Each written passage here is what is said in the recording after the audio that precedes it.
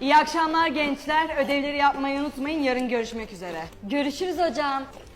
Bir şeyler karıştırıyorsunuz ama uğraşamayacağım. Görüşürüz. Bay bay. Sudenaz, hadi bizi saklanma yerine götür. Bekleyin, bavulumu saklayıp geliyorum. Tamam hadi gidelim. Bunu yaptığımıza gerçekten inanamıyorum. Hızlı olun biraz. Kimse yok, gel gel.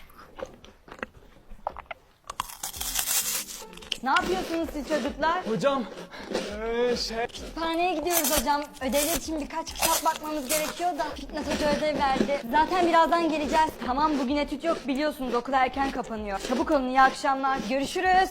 Başkalarına da yakalanmadan hadi çabuk gidelim. tavukları pişirmişem, hacıyı da çarşıya göndermişem. Onu nasıl atlatacağımı biliyorum. Hacıyı da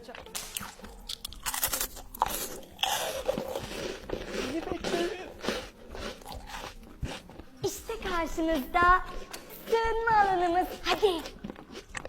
Hadi oğlum hadi gelmeden. Ay bunu yaptığımıza inanamıyorum Ekmek. Hayatımın en maceralı günü olabilir. Nereye getirdin bizi? Zaten karanlıktan korkuyorum, bilmiyor musunuz? Sessiz olsanıza yakalanacağız. Buraya kadar geldik. Allah'ın cezası küçük veletler. Her yerin içine sıçıp batırın. Kim temizliyor arkanızdan? Biz temizliyoruz. 3 kuruş maaş alıyoruz. Sizin arkanızı topluyoruz. Kim dokunuyor bana ya, dokunma. Ay, sen dokunuyorsun Sudenaz. Çekil biraz. Sudenaz.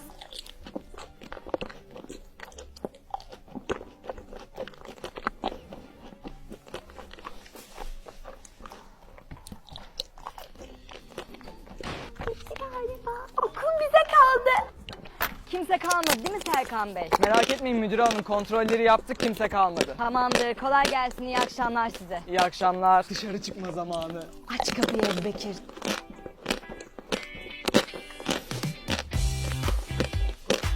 Ay çok heyecanlandım. Hayatımda ilk defa kütüphanede sabahlayacağım. Tanrı kapının da babasını indirmişler. Ama okul boşken efsane oluyor ya.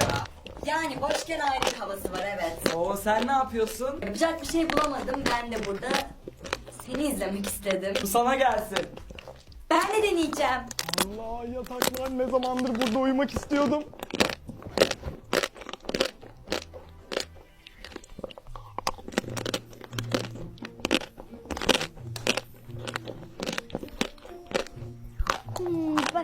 Bakalım. Bu notlarla ne yapabilirim? Şuradan notları değiştirelim.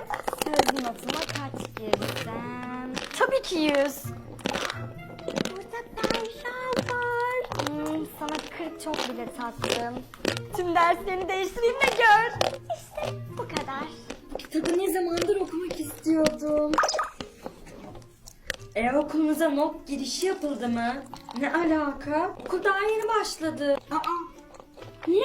Ne? Sözlü notlarıma 40 mı? Bir dakika. Ama bu nasıl oluyor? Ne türlüyor böyle?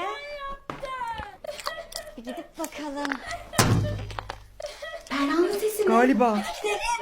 Berra ne oldu? Fitnat Hoca söz notuma 40 girmiş. Şaka mı bu? Ay öyle mi yapmış? Eminim bir yanlış anlaşılma olmuştur. Daha sınavlarımız bile başlamadı. Neden böyle bir şey yapsın ki? Bilmiyorum ama çok saçma anladınız mı? Akademik kariyer benim için ne kadar önemli farkında mısınız? Yoksa burada bir işler karıştırdığımızı hissetti de o yüzden mi yaptı bunu? Sessiz ol. Senin yüzünden yakalanacağız şimdi.